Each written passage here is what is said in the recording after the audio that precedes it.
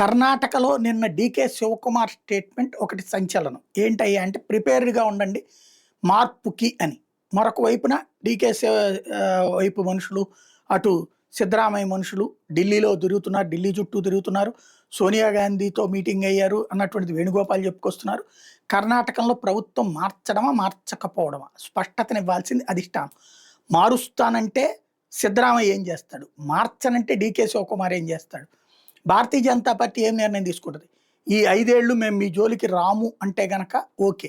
లేదు వీళ్ళల్లో వీళ్ళు కొట్టుకుని ప్రభుత్వాన్ని కూల్చేసుకుంటే కాంగ్రెస్ పరిస్థితి ఏంటి? ఇప్పుడు ప్రస్తుతానికి కాంగ్రెస్ పార్టీకి దేశంలో ఎక్కడ ఎన్నికలు జరుగుతున్నా ఫండింగ్ చేస్తున్నటువంటిది 2 రాష్ట్రాలే. 3 రాష్ట్రాల్లో అధికారం ఉంది. హిమాచల్ ప్రదేశ్, తెలంగాణ, కర్ణాటక.